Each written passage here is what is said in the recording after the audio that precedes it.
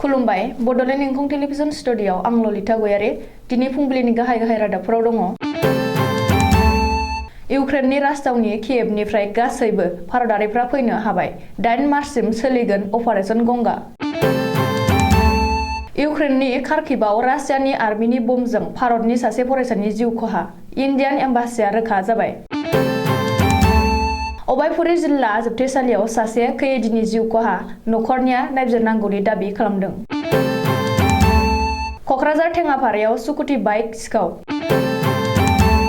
बिजनी फरायसालिमायाव 52थि कलेज उइकआ बुधबारनिफ्राय जागायबाय। गलाघाट नोगोरनि सुभाष कलिनियाव शिब फुजा होफुबाय थानाय सासे सुबुङा हरखाबै थैदों। सोनाब बंगआव मिउनिसिपाल बर्डनि बिसायख'थियाव TMCनि जै। दानिया फैदो आबुं रादाबाव।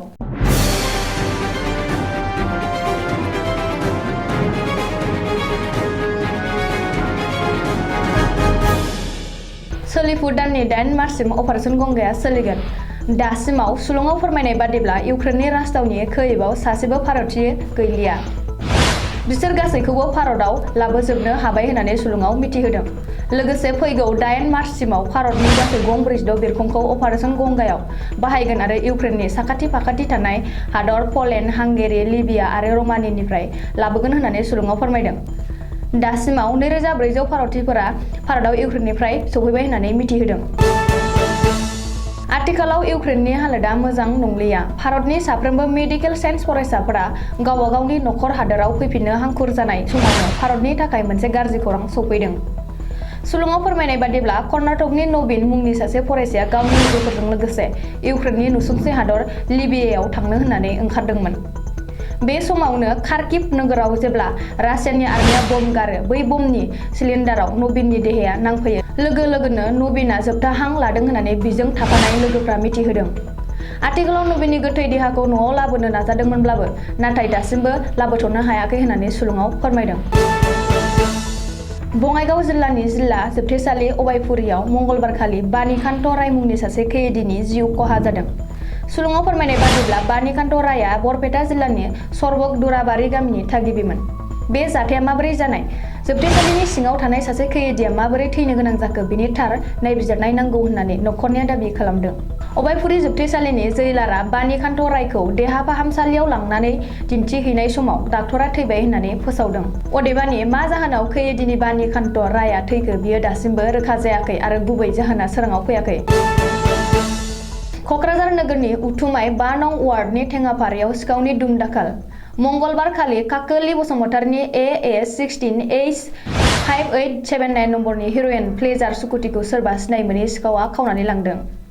आथिखालाव स्कुटिनि बिगोमाया क'क्राझार सदर थानायाव FIR होबाय होननानै मिथिहोदों। मख'नो गोनांदि बाइक एबा स्कुटि सिखावआ आथिखालाव मोनफ्रोमबो नोगोर एबा जिल्लायावनो गोबां दंसै। चिरां जिल्लानि बिजनी फरायसालिमानि 52थि कलेज उइकआ बुधबारनिफ्राय जागायबाय।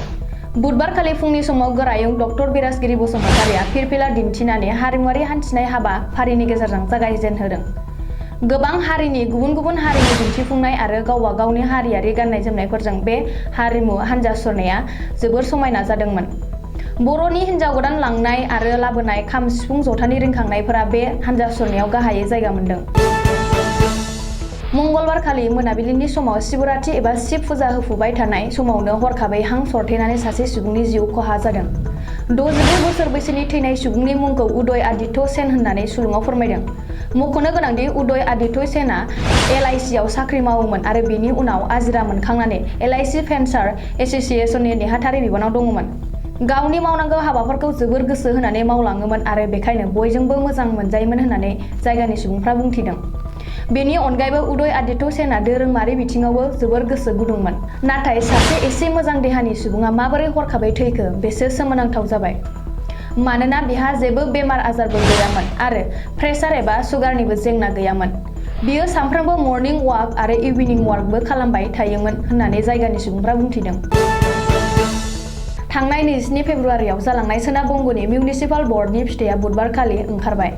ममता बेनार्जीजों दैदेनजानाय तृणमूल कंग्रेस दोलोनि देरहासारनाया रोखा जाबाय।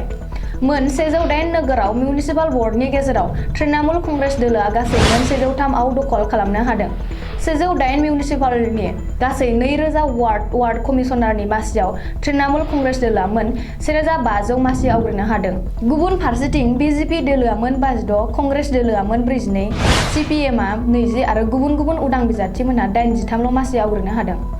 बे देरहासारनायाव सोनाब बंगनि गिबि मन्थ्रि ममता बेनार्जीआ टुइटारनि जोहै बयबो देरहासार जानो हानाय बिजाथिफोरखौ साबायखर बावहरदों आरो बेखौ रायजो राजानि देरहासारनाय होननानै बुंदों। दिनै फुंबिलिनि रादाबा एसेनोसै, गोजोन्थों।